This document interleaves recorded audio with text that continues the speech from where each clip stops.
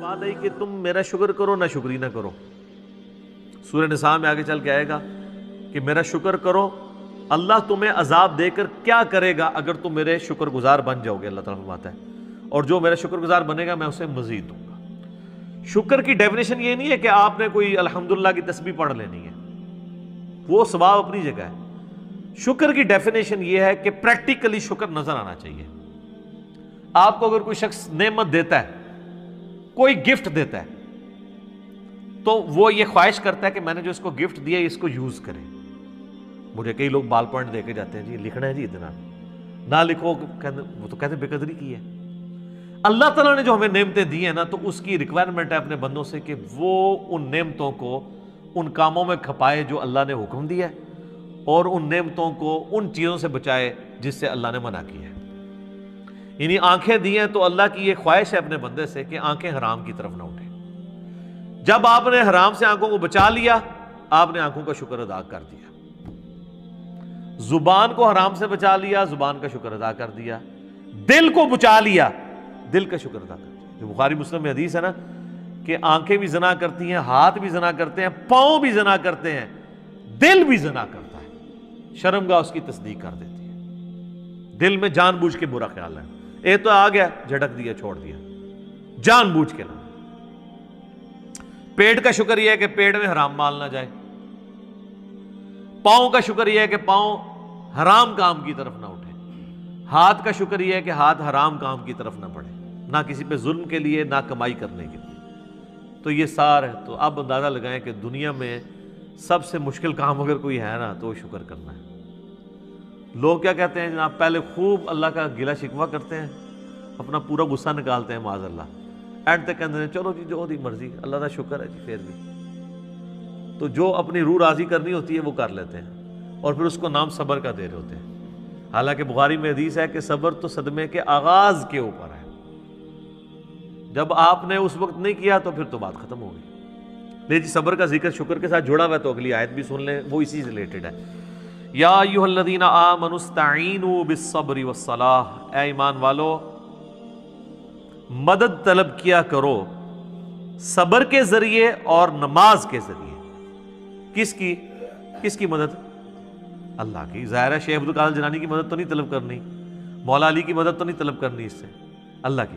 کیونکہ ساتھ ہی آ گیا ان اللہ مع الصابرین، بے شک اللہ صبر کرنے والوں کے ساتھ ہے. یعنی جو صبر کرنے والے ہیں ان کے ساتھ اللہ ہو جائے گا. جب وہ صبر کے ذریعے اللہ کو پکاریں گے اللہ ان کی مدد فرما دے گا. سمپل چیز ہے. صبر کے اندر پوری زندگی ہے. بلکہ نماز بھی صبر ہی ہے جناب. فجر کی نماز گرمیوں میں اٹھ کے پڑھنا صبر نہیں ہے جب نیند ہی نہیں پوری ہوتی. سردیوں میں نماز کے لیے وضو کرنا کیا صبر نہیں ہے؟ صبر کی 3 اقسام ہے مینلی. ایک صبر ہے اللہ تعالی کی طرف سے آئے ہوئے تکلیفوں پہ صبر کرنا، وہ تو ہم سب کو پتہ ہے، اور وہ صبر ہوگا ابتدائی صدمے میں.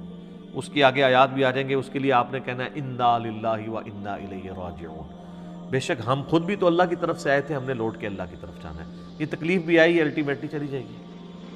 اور صحیح مسلم میں آگے ایک اور دعا کا حصہ ہے، اللہم اجرنی فی مصیبتی واخلف لی خیرا منہا. تو مسلم شریف کے الفاظ ہیں، جو یہ دعا پڑھ لے گا تو اللہ تعالیٰ اسے بہتر نعم البدل عطا فرمائے گا اس چھوٹ جانے والی چیز کے ایکویلنٹ. اس کا مطلب یہی ہے اللہم اجرنی فی مصیبتی، اے اللہ اس مصیبت میں مجھے اجر عطا فرما، واخلف لی خیرا منہا، اس سے بہتر میرے لیے خلیفہ مقرر کر دے، بہتر نعم البدل. اور مسلم شریف کے الفاظ ہیں، ام سلمہ کہتی ہیں جب میرا خاوند ابو سلمہ فوت ہوا تو میں بڑی دکھی تھی، تو میں نے حضور سے یہ دعا سنی ہوئی تھی، انا للہ و انا الیہ راجعون اللہم اجرنی فی مصیبتی واخلف لی خیرا منہا. یہ یوٹیوب پہ میرا ایک کلپ بھی اپلوڈڈ ہے، غم کی خبر کو خوشی میں بدلنے کی دعا. تو اس میں نے اس کو ڈسپلے بھی کروایا نیچے. تو کہتی ہیں میں نے یہ دعا پڑھ لی اور میں پھر پریشان تھی کہ ابو سلمہ سے بہتر تو نبی الاسلام کے صحابہ میں کوئی اور صحابی نہیں ہے، تو مجھے اللہ تعالیٰ اس کا بہتر نعم البدل کیا دے گا.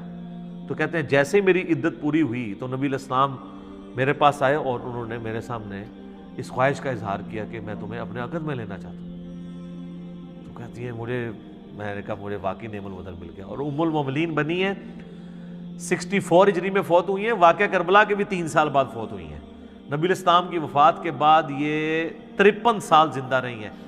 اتنی لمبی عمر کسی اور امہات المومنین میں سے کسی نے نہیں پائی۔ سب سے آخر میں حضور کی جو بیوی فوت ہوئی ہیں ام سلمہ ہے۔ اور اہل بیت کی شان میں اور کربلا سے ریلیٹڈ جتنی احادیث ہیں نا وہ آلموسٹ ام سلمہ نے روایت کی ہوئی ہے۔ نبی الاسلام کی یہ بڑی لاڈلی ترین بیویوں میں سے ام سلمہ سلام اللہ علیہا ورضی اللہ تعالی عنہا۔ تو انہوں نے یہ دعا پڑھ لی تھی، تو وہ اس کا کچھ حصہ آگے آ بھی جائے گا۔ اللہ تعالیٰ نیک بندوں کی نشانی بتائے گا کہ وہ جب بھی ان پہ کوئی تکلیف آتی ہے تو وہ یہی کہتے ہیں انا للہ و انا الیہ راجعون۔ تو پہلا صبر ہے تکلیفوں پہ، دوسرا صبر ہے جو اللہ نے آپ پہ پابندیاں لگا دی ہیں فرائض کی، نماز پڑھنی ہے، روزہ رکھنا ہے، یہ ظاہر ہے آپ کو اس کے لیے جنبی ہوں تو غسل اتارنا ہے، اس کے لیے آپ کو تکلیف سے نہیں گزرنا پڑتا، پروٹوکول دینا پڑتا ہے، تو یہ بھی ہے۔ اور تیسرا صبر ہے حرام چیزوں سے بچنے پہ، آنکھوں کی حفاظت کرنا، اس کو حرام سے بچانا، اس کے لیے صبر کرنا پڑتا ہے۔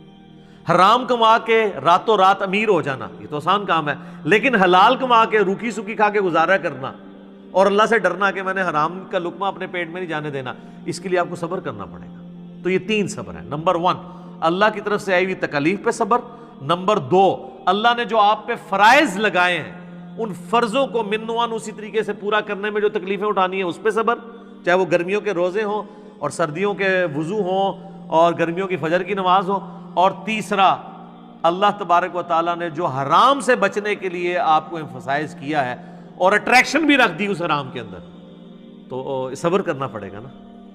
اٹریکشن تو ہے ہر حرام چیز میں۔ مسلم شریف میں حدیث ہے اللہ تعالیٰ نے جنت کو ناگوار چیزوں سے ڈھانپ دیا ہے اور جہنم کو، دوزخ کو خوشگوار چیزوں سے ڈھانپا ہوا ہے، یعنی دنیا میں ہر خوشگوار چیز دوزخ کی طرف لے جاتی ہے اور ہر ناگوار چیز جنت کی طرف لے جاتی ہے۔ اب وہ ناگوار کی ہرڈلز جو عبور کرے گا نا تو جنت تک پہنچے گا، یہ ہے وہ چیز۔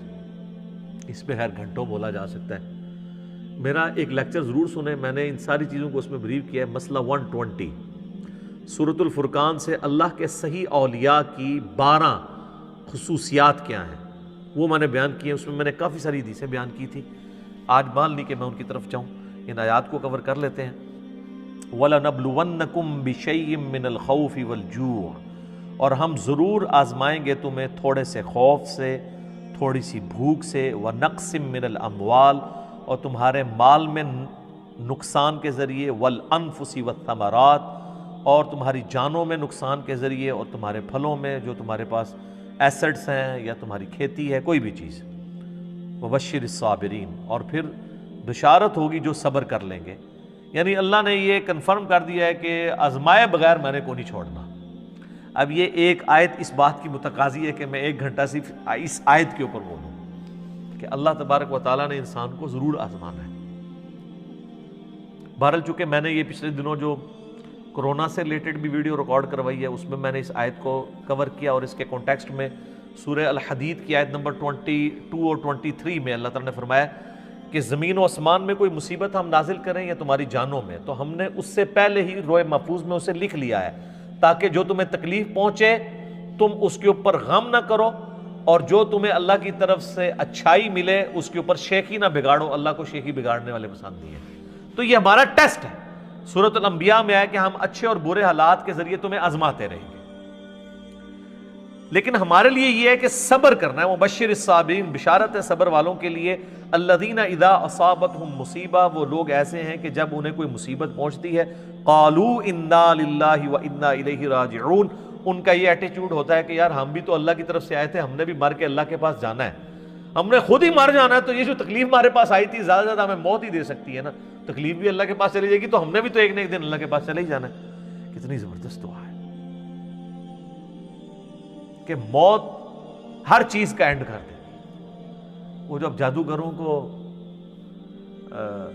فرعون نے کہا نا میں تمہیں سولی لٹکا دوں گا، مخالف سمت کے ہاتھ پاؤں کٹوا دوں گا، تو قرآن میں آتا ہے انہوں نے کہا تھا کہ تو جو کچھ کرے گا اس دنیا کی زندگی میں کر سکتا ہے نا، آخرت جا کے تو نہیں برباد سے کر سکتا نا ہماری، زیادہ مار دے گا نا تو مرنا تم نے ویسے بھی ہے۔ کیا تیری بات مان لیں تو پھر نہیں مریں گے؟ مرنا تو ہے ہی۔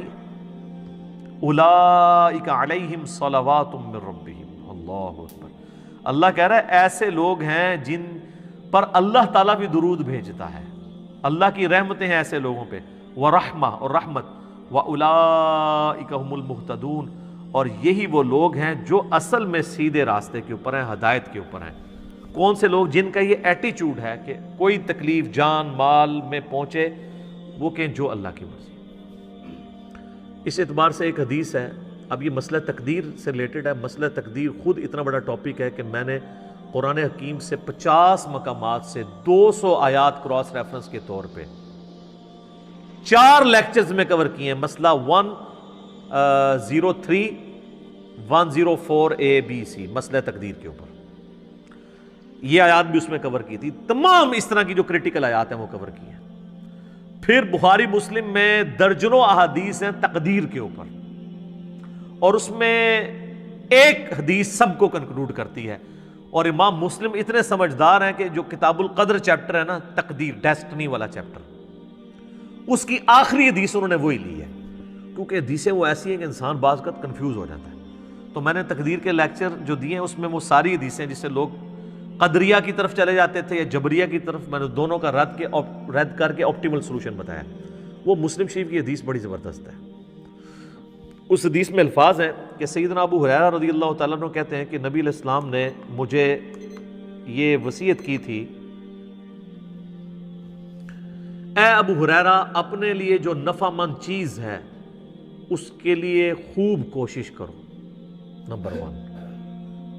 نمبر 2، پھر وَاسْتَعِن بِاللَّهِ، اللہ سے بھی مدد مانگنی ہے، خالی کوششوں میں نہیں بیٹھ جانا۔ جو مولا علی کا قول ہے کہ میں نے اپنے ارادوں کے ٹوٹنے سے اپنے اللہ کو پہچانا ہے، کہ میں نے سب کچھ فٹ رکھا تھا لیکن اللہ کی مرضی کچھ اور تھی، کچھ اور ہی رزلٹ نکل آیا۔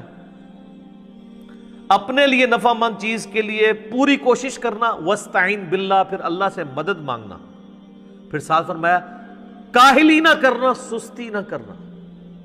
یہ نہیں ہے کہ پیپروں کی تیاری کی کوئی نہیں ہے اور خالی تسبیح پڑھی اور اینڈ تے فیل ہو کے کہتے ہیں جو اللہ دی مرضی، نہیں، یہ نہیں۔ کاہلی نہ کرنا، سستی نہ کرنا، اس کے باوجود اگر رزلٹ تیرے خلاف آ جائے، تجھے نقصان ہو جائے، تو پھر یہ نہ کہنا کہ اگر میں یہ کر لیتا تو یہ ہو جاتا، اگر میں یہ کر لیتا تو یوں ہو جاتا، اگر مگر شیطان کا دروازہ کھول دیتا ہے۔ تو اگر مگر سے بچنا ہے اینڈ پہ، پہلے پوری کوشش کرنی ہے۔ ایک کام کیا یہ اچھا، اس کا یہ مطلب نہیں ہے کہ آپ نے کرٹیکل انالیسز نہیں کرنا کہ مثلا اگر کوئی پاکستان نے کوئی مہم لانچ کی ہے اور اس میں ناکامی ہو گئی ہے تو اب وہ اس کے اوپر کوئی میٹنگ، جس نے F-16 گرا ہے تو اب میٹنگ ہی نہ کال کریں، وہ کریں گے مستقبل میں بچنے کے لیے، وہ علیحدہ چیز ہے۔ اس پہ آپ صبر کریں گے، مستقبل کی تو اسٹریٹجی بنانی ہے۔ جو بخاری مسلم حدیث ہے، مومن ایک سوراخ سے 2 بار نہیں ڈسا جاتا، تو دوسری بار اسی لیے نہیں ڈسا جاتا کہ وہ انالائز کرتا ہے یار میرے پہلے بھی کام پہ ہے، ہوں دوبارہ نہ پہ جائے، وہ ایک علیحدہ چیز ہے، اس کو اس سے مکس نہیں کرنی۔ جو نقصان ہوا اس پہ کہنا ہے جو اللہ کی مرضی، کیونکہ سورۃ الحدید کی آیت نمبر 22 اور 23 ہے کہ اللہ تعالیٰ نے تمہارے نصیب میں چیز لکھی ہے جو تمہیں پہنچنے والی ہے، تمہاری جان میں ہو یا پوری انسانیت کے لیے، وہ تمہیں تکلیف آنی ہے۔ تمہارا ایٹیچیوڈ یہ ہے کہ ان اللہ مع الصابرین، تم نے کہنا ہے انا للہ و انا الیہ راجعون۔